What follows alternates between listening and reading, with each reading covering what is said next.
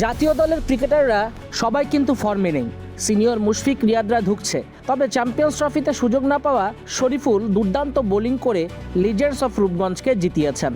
তামিমের 50-তে রূপগঞ্জের দারুণ জয়। আন্ডার-19-এ শরীফুল, তানজিদ তামিমরা একসঙ্গে খেলেছেন। দুজনই অলরাউন্ড পারফরমেন্স করে ঢাকা প্রিমিয়ার লিগে জয় পাইয়ে দিয়েছে লিজেন্ডস অফ রূপগঞ্জকে। তাও মামুলি কোনো জয় নয়, গাজী গ্রুপ ক্রিকেটার্সকে 10 উইকেটে হারিয়েছে লিজেন্ডস অফ রূপগঞ্জ, যেই দলে খেলার কথা ছিল সাকিব আল হাসানের। বিকেএসপি 3 নম্বর মাঠে ব্যাটিংয়ে নামা গাজী গ্রুপ অল আউট হয় 38.5 ওভারে মাত্র 93 রানে। রূপগঞ্জের পেসার শরীফুল 14 রানে 4 উইকেট শিকার করেন। মাত্র 6 রানে 4 উইকেট হারানো গাজী গ্রুপের হয়ে সর্বোচ্চ 26 রান করেন 9 নম্বরে ব্যাটিংয়ে নামা টেল এন্ড ব্যাটসম্যান সাকলাইন। দ্বিতীয় সর্বোচ্চ 24 রান করেন 7 নম্বরে নামা তোফায়েল আহমেদ। এছাড়া ওয়াসি সিদ্দিক 18, বাকিদের কেউ 2 অঙ্কের ঘর স্পর্শ করতে পারেনি। ফলে মাত্র 93 রানে গুটিয়ে যায় এনামুল হক বিজয়ের গাজী গ্রুপ ক্রিকেটার্স।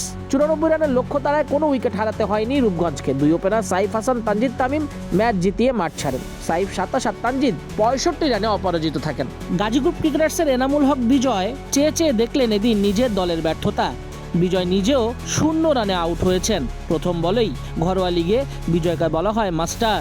রানের ফোয়ারা ছোটান বিজয়। তবে এবার ঢাকা প্রিমিয়ার লিগ ব্যতিক্রমী অভিজ্ঞতা দিয়ে শুরু হলো এনামুল হক বিজয়ের।